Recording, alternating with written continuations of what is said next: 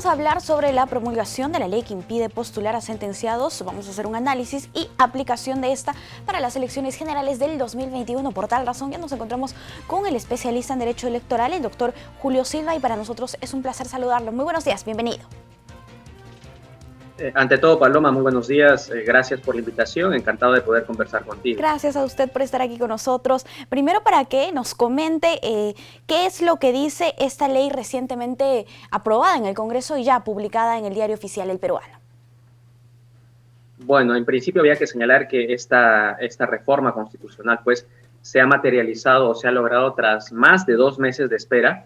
Efectivamente, el Congreso en la sesión del pasado viernes votó y aprobó por segunda vez este proyecto de ley que impide la postulación a cargos de elección popular y que impide además la designación en cargos de confianza a aquellas personas sobre quienes recaiga una sentencia condenatoria en primera instancia por delito doloso. Ese es entonces principalmente el impedimento que se ha incorporado. Ahora, esta segunda aprobación por parte del Congreso era necesaria porque se trata de una reforma constitucional. Se está incorporando texto a la Constitución, a los artículos 34A y 39A. Hay que recordar, además, que la primera votación fue el 5 de julio. Luego, pues, hubo unos retrocesos, pero finalmente llegó esta segunda votación, una segunda votación también abrumadora, con 111 votos, es decir, una votación casi absoluta. Y bueno, finalmente el lunes el presidente de la República anunció la promulgación y el martes ha aparecido ya publicada en El Peruano, por lo cual podríamos señalar a partir de hoy, 16 de septiembre, se encuentra vigente o está vigente este nuevo impedimento que está reconocido en la Constitución, a diferencia, hay que señalarlo, de otros impedimentos que ya estaban reconocidos, pero en normas que son de desarrollo constitucional, o en normas infraconstitucionales. ¿Cuáles son los otros impedimentos que ya teníamos?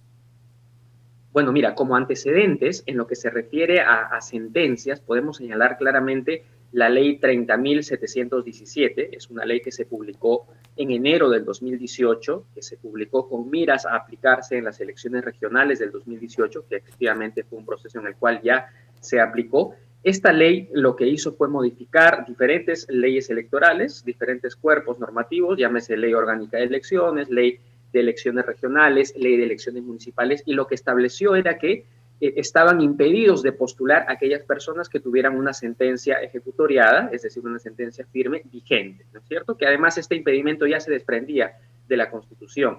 Sin embargo, lo que agregó fue el impedimento para aquellas personas que en algún momento de su vida hubieran tenido una sentencia, nuevamente una sentencia ejecutoriada firme, pero por determinados delitos. ¿Y cuáles eran estos delitos? Eran los delitos de terrorismo, de apología al terrorismo, tráfico ilícito de drogas, violación de la libertad sexual y también delitos referidos a corrupción de funcionarios, corrupción peculado. Entonces, teníamos que el Parlamento, el Congreso, el legislador había establecido que determinadas personas, incluso habiendo, como te digo, cumplido su condena, cumplido su pena, pagado a la justicia lo que le corresponde, pese a ello, pese a encontrarse rehabilitados, ya nunca más podían postular.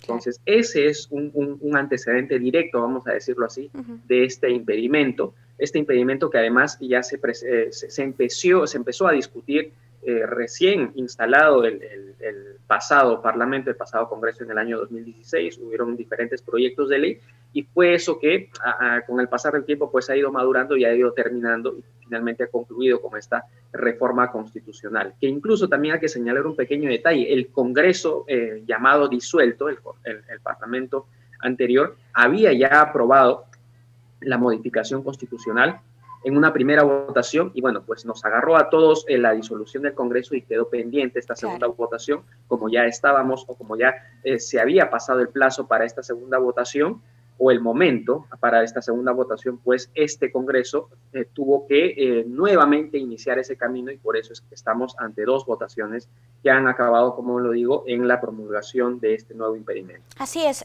Doctor, nos gustaría hacer una precisión respecto a los delitos dolosos y delitos culposos. ¿Cuál es la diferencia? La que se incluye en este artículo es por la comisión de un delito doloso, pero quisiéramos saber más o menos a qué se refiere. Bueno, a ver, el delito doloso es aquel delito, es aquel aquel comportamiento sancionado por la ley, pero que es cometido, y esta es la característica principal, con conocimiento y voluntad. A diferencia, y en este punto radicaría la diferencia o la característica del delito culposo, que es cometido sin la voluntad de hacerlo. Es decir, es un delito que, por ejemplo, se comete cuando una persona pues está conduciendo su vehículo y atropella a alguna persona, ¿no? Entonces, normalmente este tipo de delitos son culposos, es decir, el agente no ha tenido esa intención de cometer el delito, tal vez pues se ha descuidado, y por eso es que merece una sanción penal, merece una sanción prevista en la norma, pero no es en la misma intensidad, en el mismo nivel que lo pudiera ser un delito doloso. Listo, clarísimo, entonces la diferencia ahora está. Nos gustaría también abordar cómo se tendrá una base de datos actualizada sobre estas personas que tengan ya una sentencia en primera instancia, a quién le corresponde otorgarla, y es el jurado, imaginamos, quien le corresponde constatar que los candidatos no tengan esta sentencia.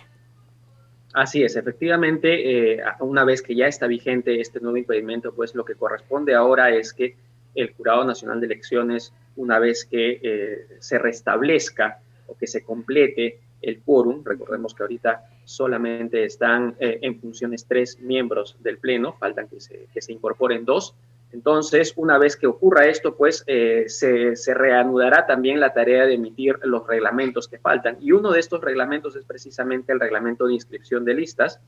El detalle aquí con este impedimento es lo siguiente, Paloma, que por ejemplo, un primer insumo podría ser la hoja de vida que presentan los candidatos cuando postulan a las elecciones. Sin embargo, en la hoja de vida que ha sido aprobada hace poco, hace 10 días, el 6 de septiembre, por parte del Pleno, no se establece un espacio, vamos a decirlo así, donde los candidatos puedan, en principio, declarar que tienen una sentencia condenatoria en primera instancia.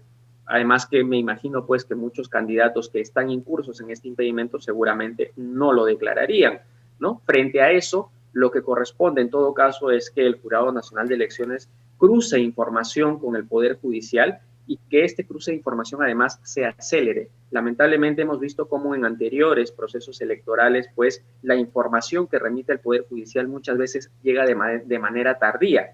Pese a que incluso en el reglamento de inscripción, por ejemplo, respecto de personas que tienen una sentencia vigente, la exclusión puede operar, puede proceder hasta un día antes de las elecciones. Me imagino que también con este impedimento, pues, se va a seguir esa misma línea, es decir, si el Poder Judicial informa que determinado candidato tiene una sentencia en primera instancia, esta exclusión va a proceder hasta un día antes de las elecciones.